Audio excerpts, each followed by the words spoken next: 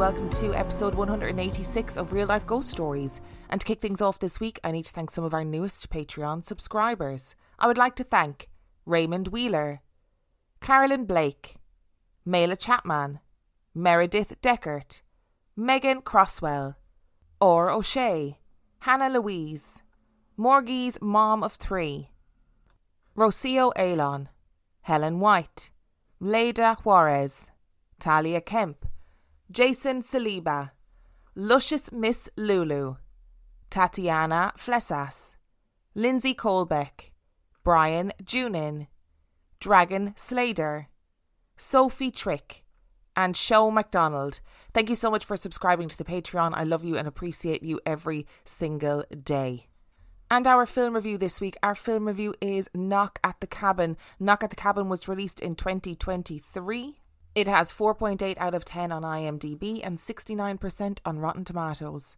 Four armed strangers force a family to make an unthinkable choice to avert the apocalypse.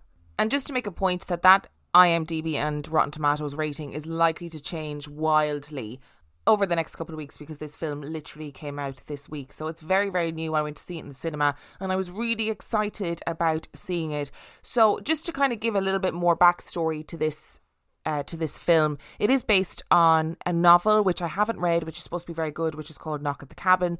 And the premise is that these four strangers rock up to a cabin where a family are on holidays. The family are completely unsuspecting. The four strangers rock up with these big weapons and they say, look, one of you has to kill the other because otherwise the world is going to end. And that's the premise of the story. That's not giving anything away. You find out that at literally the very beginning of the story. So that is not any sort of a spoiler. So I'm going to go straight into the likes for this movie. And my big giant like for this movie is obviously Batista. I love him so much. I have such a soft spot for him. I think he is a lovely actor. And I saw a comment on the trailer clip on YouTube that the top comment was like something like, when Batista puts on his glasses, you know that he's going to do some serious acting. I loved him in this movie. I loved him. He plays this big school teacher who has to be the bad guy and he doesn't want to be the bad guy. And honestly, I just want him to come and sweep me off my feet, you know? Batista, if you're listening, I am here. All right, I am here. That's probably a very weird thing to say, and I really shouldn't say things like that. But yeah, I just loved him in it. Rupert Grint is also in this film, which was nice to see. I was like, oh hi, Rupert, because he doesn't do that much acting. You know, I know obviously he is enormous and so well known because of Harry Potter, but I haven't really seen him in very much since that. So it was nice to see him in this, and he was okay. I mean, his accent was a bit all over the place, but he was quite good. His character was really believable. And yeah, I was like, it's nice to see it. Nice to see you here, you know. I think the cast in this movie was pretty strong. I was impressed with the cast. And I think one of the strong points of this film is that all of the cast, all of the characters are very believably normal. So they all have these really normal lives. The people who are in the cabin, who have rented the cabin for their holidays, have relatively normal lives. The four people who arrive at the cabin, they're normal average people who have all just been thrust together in this crazy situation. And you do believe, like I believed that they didn't want to be there. I believed they didn't want to be in this situation. I believed the turmoil that was happening in the story. I also absolutely loved the premise of this story. This idea that you're a normal everyday person who's just on a little bit of an Airbnb getaway with your family, and then suddenly these four strangers rock up and tell you that you have to make a decision about who in your family is going to die to save the world. And it's a great premise for a story, because what you do inevitably end up doing as an audience member is you go, what would I do? Would I be able to do it? Could I really do this? Would I believe them when they came to the cabin with this story, or would I not believe them? Would I let 7 billion people die because I didn't want to be separated from my family? Like, it's a great moral and ethical dilemma. And it is a great conversation, I think, about utilitarianism, you know. It's that thing of, I have to do this awful thing, but loads of people will benefit from it. And am I able to do it? And I thought, you know what, I have to read this book. I think I actually have the book somewhere, but I really want to read it because I was so taken by the story. I thought it was really clever, and I loved how normal the people were, and I loved the moral quandary that it threw up. But here's the thing about this movie, and we're on to the dislikes. It was weirdly boring. Like, I wasn't that interested, you know? The premise is so good, and I'm not sure how M. Night Shyamalan managed to make it so boring. And then I was thinking to myself while I was watching it, like, is he a good director? And I genuinely came home and I looked up a list of his films because I was thinking, he directed Signs, obviously a banger. He directed Sixth Sense, great movie. Split, I personally really liked. The Village is very divisive, but I liked it too. And I was thinking to myself, is he a good director? But actually he has had a lot of misses. He has had a lot of not good films in his repertoire. And I honestly think this one was a swing and a miss. And I think it seems to be dividing people online too. Like, I just found it really boring. I felt like, wow, this story could be great. And I don't want to be horrendous, and it probably says more about me as a person. But if I'm watching an apocalypse film, I need to see some people being yeeted into oblivion. Okay? I want to see the Statue of Liberty half buried under the ocean, like we see in all apocalypse films. I want to see wolves appearing on the streets. I was talking to Dave Keane about this film last night, and he was like, you cannot watch an apocalypse film without seeing a big, like, transporter barge being thrown against the White House. That's what I want to see when I'm watching an apocalypse film. And I understand that, like, you weren't meant to see all of that stuff, but to some degree I feel like as an audience you sort of needed to. Like, I understand why it wasn't there, but it ultimately made the film boring. And I think the dialogue had a lot to do with it. Can you really watch 2 hours of somebody trying to convince somebody else that they're telling the truth? Because that's ultimately what the film is.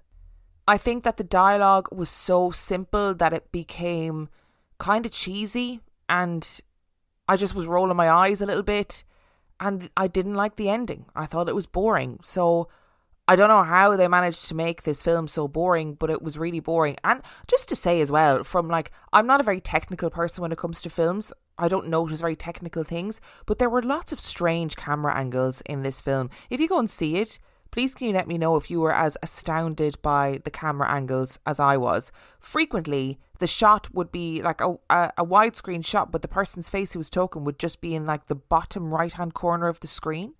I don't really know. It was obviously a choice because it happened the whole way through the film, but I don't really know why it happened, and it annoyed me, to be honest.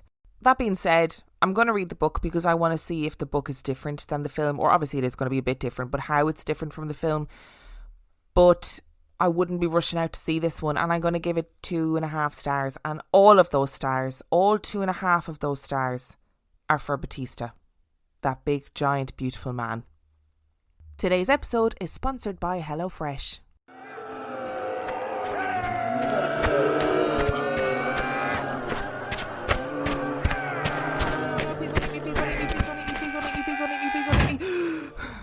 I cannot keep risking life and limb in this zombie apocalypse to go to the grocery store. If only there was an easier way. Wait, what's this conveniently placed leaflet? With HelloFresh, you get farm fresh, pre-portioned ingredients and seasonal recipes delivered right to your doorstep. Skip trips to the grocery store and the impending zombie doom and count on HelloFresh to make home cooking easy, fun and affordable. That's why it's America's #1 meal kit. You know what'll really take your mind off the flesh-hungry horde? Fast and fresh recipes. HelloFresh's latest line of meals featuring robust flavours and filling portions are ready in less than 15 minutes. Enjoy taste and quality done quick with recipes like falafel power bowls, seared steak and potatoes with béarnaise sauce, or Southwest pork and bean burritos. And let's face it, in the zombie apocalypse, we gotta cook smart and we gotta cook fast. And you know what? We don't all want to be out there fighting our way to the store, so you can stock up on snacks, sides, desserts and more at HelloFresh Market. Simply add these staples and sweets to your weekly order and they'll arrive on your doorstep along with your meals. More yummy food, less mortal peril. Fictional zombie apocalypse aside, I have actually used HelloFresh in real life for years and I love it. I used them long before I ever advertised for them. It saved me so much time, so much money and so much food waste. I'm also not a very good cook, so it allows me to cook and eat better. Go to hellofresh.com/reallifeghoststories22 and use the code reallifeghoststories22 for 22 free meals plus free shipping. That's hellofresh.com/reallifeghoststories22 and use code reallifeghoststories22 for 22 free meals plus free shipping. Oh no, what is that? Oh no, it was meant to be fictional. It wasn't meant to be real. Which brings us to our stories this week. And our story this week is not about the end of the world, nor is it about big, giant, beautiful men who I want to sweep off my feet. But the story is adapted from a 2017 article called Bizarre Underwater Encounters with Ghosts and Mysterious Monsters by Brent Swancer. And thank you, Brent Swancer, because you've saved my bacon this week. Last week's episode, so that two-parter in the last couple of weeks, was pretty intense. It was a very intense couple of episodes. And it messed with my head a little bit, I have to say. I found it a very difficult topic to talk about because there was a lot of mental health implications and there was lots of elements of it that I found difficult. So I decided that this week I wanted to do a compilation, because I always love a compilation, but it was really difficult to find a compilation on ghosts, underwater ghosts, marine ghosts, if you will. And Brent Swancer really saved my bacon on this one. So let's get into it. Every so often, a little happenstance in my week will inspire the body of the main episode. This week I interviewed the director of the play When Darkness Falls, and we briefly mentioned the stories of fishermen and people who live their lives at sea. Surely these people must see a multitude of weird and wonderful things in the twilight hours on the open seas. Just about 71% of our entire planet is covered in water, with waves that can move at hundreds of miles an hour and depths that are full of gold. Scientists have more detailed maps of the surface of Mars than they do of the sea. Not only are there around 3 million shipwrecks lost to the depths, but the world's oceans hold about 95% of the world's life. It is, therefore, incredibly likely that there are creatures big and small waiting to be discovered in the murky depths. But as the sea is full of the energy of the wind and the waves, and has the awesome power to take life in an instant and destroy cities in a heartbeat, is it inevitable that the sea would become home to a world of the paranormal? Our first stop on our underwater paranormal adventure is to Micronesia, which is made up of 2,000 islands in the western Pacific Ocean. And as you can imagine, many of our stories of ghosts roaming their watery graves are linked to shipwrecks, and some of these places are relatively well investigated despite the fact that they are difficult to access. In Micronesia, there is a place that is commonly known as Truck Lagoon, a place of tropical beauty. It is a place of blue glittering waters, hot skies and palm trees swaying softly in the breeze. But in its history there lurks darkness and loss and sorrow, and in the depths of the lagoon there lie the skeletons of wars past. Truck Lagoon is a very famous diving spot, but imagine being in the depths of the lagoon and hearing a noise that is wildly out of place. It's not like you can't hear underwater, but everything sounds flatter and far away, almost hollow. But there are sounds in Truck Lagoon that reverberate through the water. The unmistakable sounds of trucks revving, engines idling deep in the crystal blue waters, the sounds of machinery clanking and grinding interspersed with the idling of engines, like a whole industry exists under the waves. But how? There's no underwater industry, no subterranean factories, just a ghost town of lost metal. During World War II, Truk Lagoon was used as a base of naval operations and a crucial stop-off point for supplies for the US Navy. A naval-led air attack was launched from Truk Lagoon in order to try and drive out Japanese forces. Over 2 bloody and gruesome days, from February the 17th to February the 18th, merciless attacks would sink around 60 ships in the lagoon. Merchant ships, naval ships, and hundreds of aircraft all sank into the lagoon, and as a result, it became one of the largest underwater graveyards in the world. It is believed that approximately 3,000 people lost their lives in the Truk Lagoon, and one of the most unusual sights at the sandy bottom is the sunken Japanese ship, the Hokai Maru, which had been sunk with a shipment of trucks, and those trucks are now littering the ocean floor.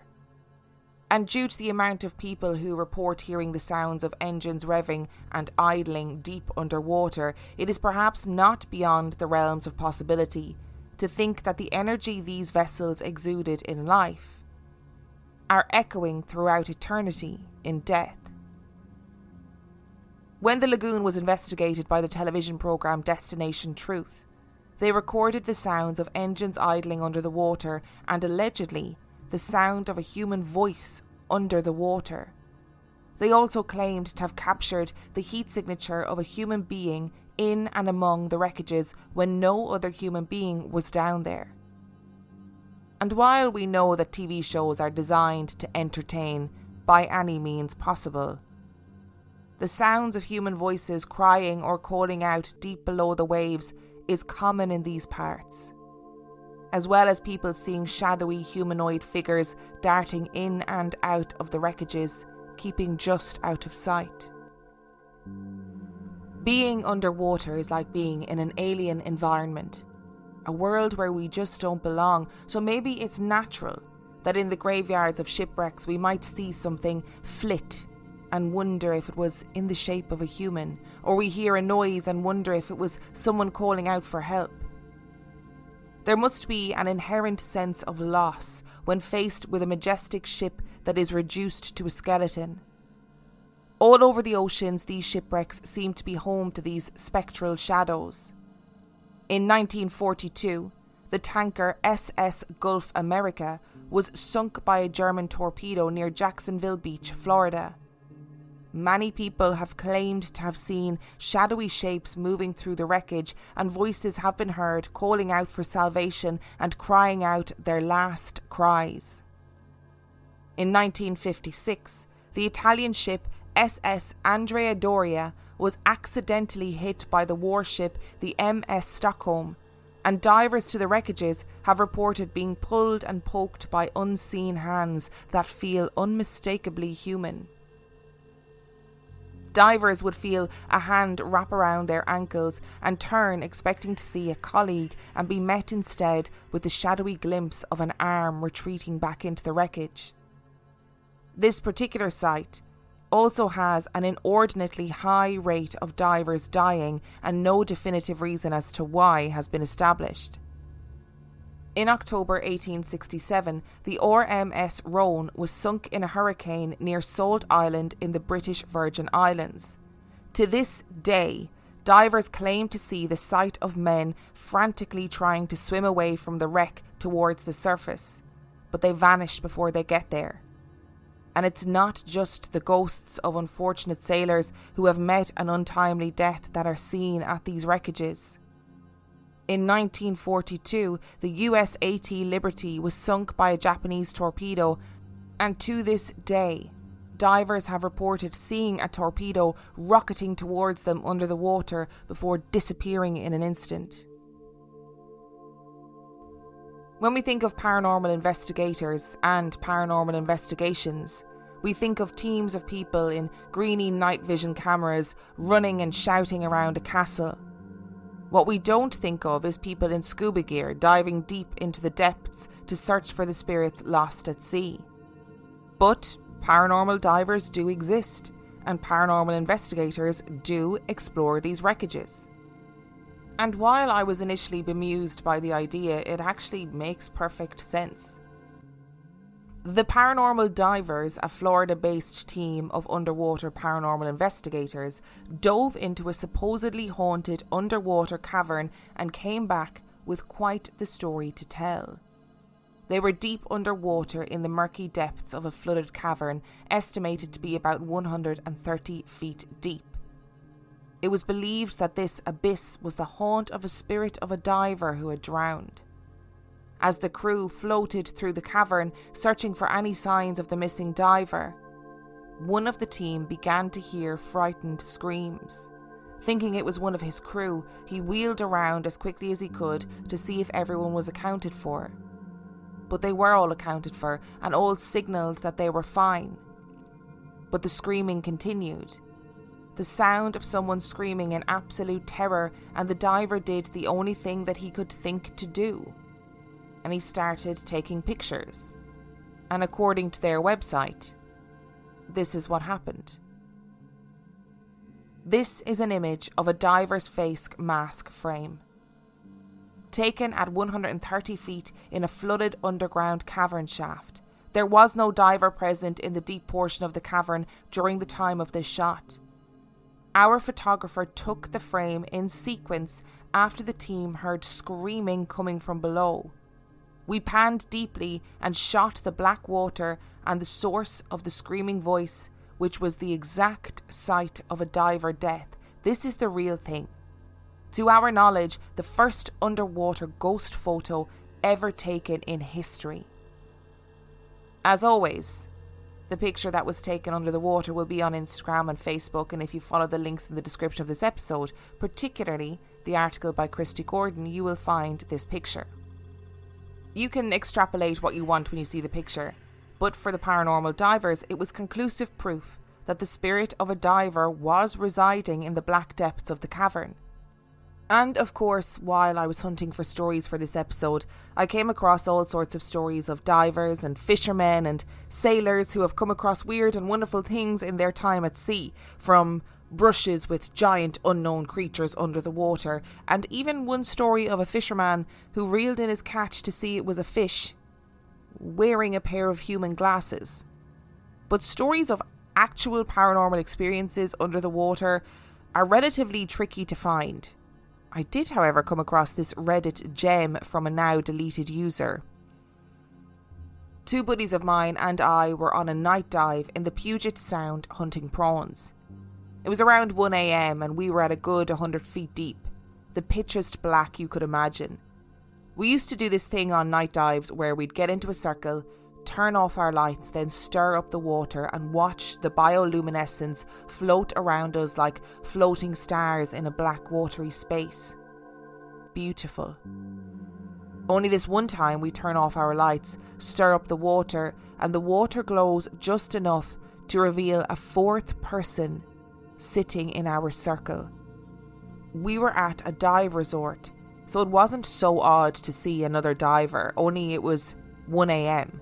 and we had seen no one else prepping a dive at the dock. He was also alone, which was odd considering the dangerous conditions of a night dive in those waters, and he had no fins or gloves. I don't know how he swam so well without fins or didn't get hypothermia without boots or gloves. We wore dry suits because it was so cold, but this dude was in a wetsuit with exposed skin, and we thought we saw a giant gash in one of the legs. So the three of us all notice him, and we're too fucking scared to move. I can hear my buddies panting in their regs, and the guy just smiles and waves and then swims away. Whenever you think you're alone and someone just shows up like in an alleyway at night time, it's weird as fuck. 100 feet under the water at night is terrifying. And in a similar tale in 2011, the Santa Rosa Communicator published a story in which two scuba diving instructors came face to face with something terrifying in a blue hole, an underwater sinkhole. In the blue hole there was a grate deep down that was designed to keep divers from going any further. As they looked, they noticed something moving beyond the grate. It was a diver with a pink tank who was beneath the grate, wandering calmly. They obviously swam towards the diver, but the diver disappeared right before their eyes.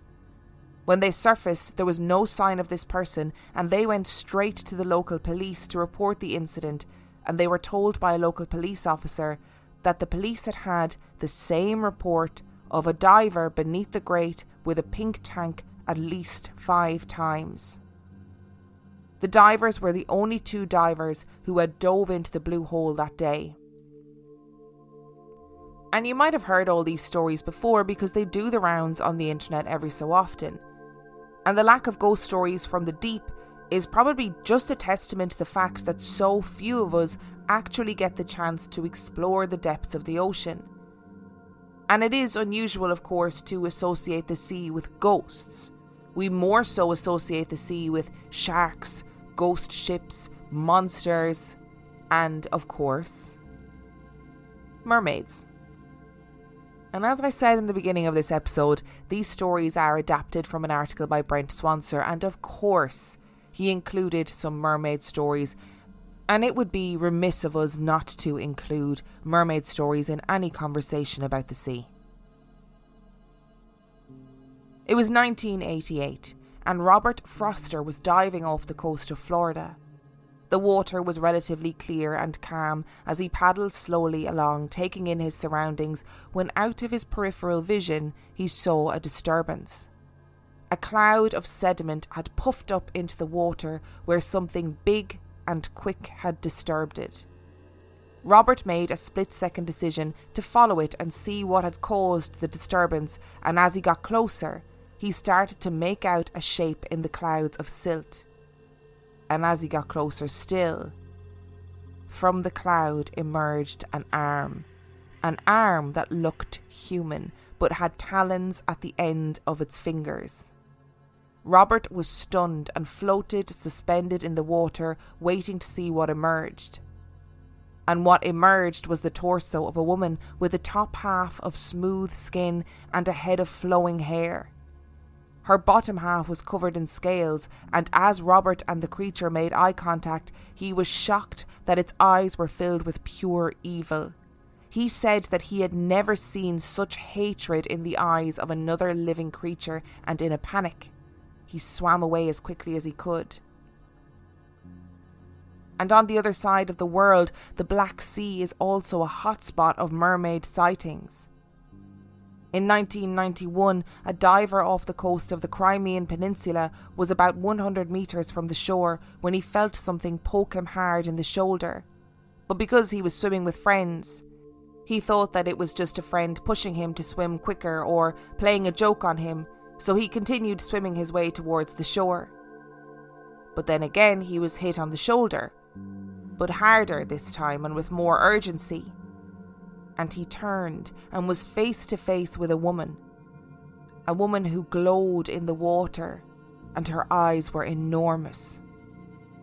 The diver did not take the time to find out what was happening, and he turned and swam for his life, but could hear the splashing of the creature behind him. As he got closer still to the shore, he felt again a hard shove on his back, and turned again to be face to face with this big-eyed, glowing creature.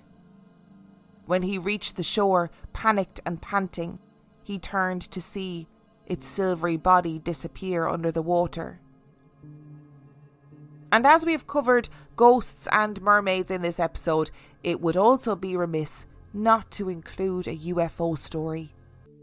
It's important, and although I hate the idea of aliens, they deserve their fair share of airtime too.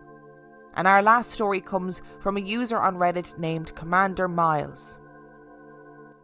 It was the summer of 2012, and I was lucky enough to join a voyage from Bermuda to Haiti on the fastest towed ship, the Spirit of Bermuda. I was on deck watch, which lasted from 8 p.m. to 12 a.m.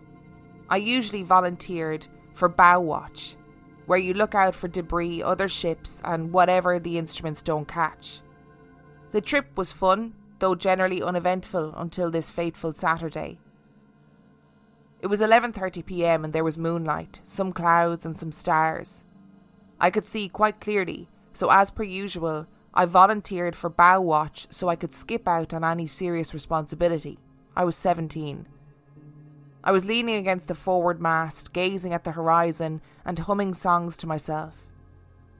My eyes shifted from port to starboard and up and down until they locked on a cloud cruising along the sky. Suddenly the cloud parted and a long blue streak descended all the way down into the horizon. Shooting star, right? No. The sky flashed a bright blue as well. Lightning? No.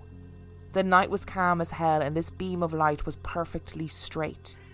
I was sitting in blank awe for a couple of moments, then I immediately ran for my watch officers at the stern of the ship. Everyone on watch that night was standing up with their mouths wide open. We all then exchanged glances. I broke the silence and asked what it was. My watch officer, let's call him Jake, shook his head and told me that he didn't know. Then tapped the other officer, telling him to go and wake the captain. I went down into the cabin to see if I could steal a peek at the sonar. Only officers were allowed to be around the instruments, but nothing was on the scope. The captain ended up telling everyone that it was no big deal and to carry on. And look, I could wax lyrical till the end of time about how weird it is, under the sea. I was going to have a really poetic ending to this episode, to that story, and be like, and of course, we just don't know what's out there because we haven't explored under the water, etc. But we all know that. We know. I know, we all know. And I have to say, I absolutely loved this episode. I know it was such a mishmash of stories. I think, like I said in the beginning, I was like, I need to do something that's maybe slightly less demony and maybe more ghosty. And then I ended up down this rabbit hole of mermaids, and there was also sections about like people finding humanoid creatures in weird suits under the sea and finding these big structures under the sea that are guarded by sea people. And I thought, maybe that might even be going a bit too far for us, So I think I might not delve into that one, but I'm willing to talk about mermaids. I love a mermaid story. So let's start from the beginning of this. Just to note, I couldn't find that Destination Truth episode to watch anywhere. So it's season 4, episode 4 for anyone who was wondering. But it was available on Amazon in the US and not in the UK, so I couldn't watch it. I know that people are literally going to be screaming at their wherever they're listening to this now, being like, just use a VPN. I know. But I didn't do that, okay? I did not do that. And I would love to have seen the episode, to be honest, because it sounded great. And the Truk Lagoon, it's TRUK Lagoon is what it's called, and it is, when I looked it up to see what it looked like, I mean it's beautiful. And then it is wild to think that all of these people lost their lives there, like thousands and thousands of people died there, and there are all of these machines under the sea. And I would highly recommend that you go and look up these images of Truk Lagoon, because it's just bizarre.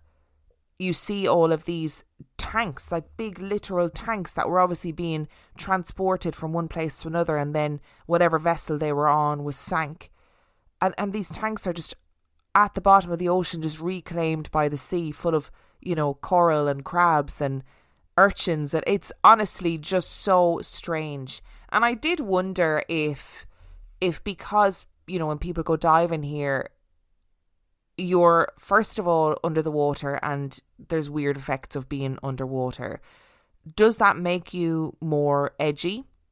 So does the lack of oxygen make you more edgy, or the pressure of being underwater, like, does that do things to your brain? Does it make you hallucinate? I know that divers get the bends when they come up too quickly, but I looked up the symptoms of that, and the symptoms of the bends are more physical. But there are people, apparently, according to the scuba diving forum that I was reading, who will get hallucinations because of the oxygen changes and the pressure. So I wonder if some of these things that people are seeing are because of that, and I don't think you can discount that whatsoever. And I wonder if it is about environment when you're in this really creepy, weird environment that is literally full of shipwrecks, airplanes that have gone down, tanks, trucks, jeeps, bodies probably, bones are probably there. Does your brain then start associating sounds that are maybe normal for under the water in that place with the sounds of engines revving or the sounds of people crying or screaming? Like that image of seeing a torpedo coming flying towards them. That's crazy. That's wild. I don't think I've ever heard anything like that before. Although we do hear about like warplanes being seen. That happens all over England when people see old war planes, and there's people that believe they're like the spectral images of planes. And I know that people within the paranormal community talk about water as a conduit for spiritual energy. So is that why people are still seeing this torpedo being this moment in history, this like life-changing moment in history being replayed over and over again? Is that why people are seeing swimmers, men, sailors frantically swimming away from wreckages of ships? Those moments of like high intense energy being replayed over and over again. And I always like to try and keep an open-minded, respectful, skeptical view. I think fundamentally I am quite skeptical, but I try and respect other people's views on these things as much as possible. But that being said, like those pictures of those tanks and airplanes and whatever at the bottom of the ocean, they do stir up something. They're so strange and so haunting. And I've never personally done any sort of diving or scuba diving, and I can't even imagine what it's like if you are a diver and you suddenly come face to face with a wreckage. And I think as somebody who is an open-minded skeptic, I suppose, I just feel like there's weird things in the sea. I feel like there's probably weird energy surrounding those mass grave sites, basically, and wreckages. I don't know. Is there a weird energy that captures moments in time? I wouldn't be all that shocked if it was scientifically proven that there was, to be honest. And as for the stories of the spirits of divers, or these people seeing divers while they're under the water, that line where the Reddit user said, it's one thing running into somebody like in an alleyway at nighttime and it scares you, but it's another thing when you're 100 feet under the water at nighttime. Or even that line, paranormal or not, is terrifying. Because you're running into another human being exactly where you don't expect to see them.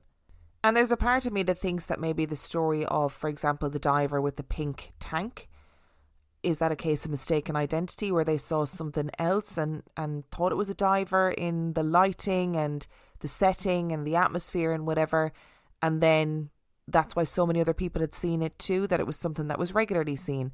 But that one where they're down in the darkness trying to stir up the bioluminescence and they realise somebody else is there, like that post describes that person that they saw, down to they didn't have fins on, they weren't wearing boots. Like, how were they not absolutely frozen with the cold? How were they able to swim so well?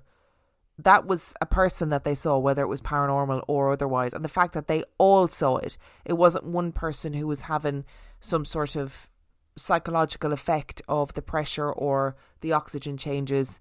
They all saw it. And it has to be said that mermaids are one of my favourite things to talk about. Okay, I just have to say it. Do I believe in them? Not necessarily. Do I think it would be evolutionary kind of ridiculous for mermaids to be half human, half fish with really long hair? Yeah, also, I think that would be quite ridiculous. A long time ago, it was maybe a year and a half ago now, I did a story about, I think it was mermaids in Indonesia, and they were described as being like hairless with really kind of sharp rows of teeth.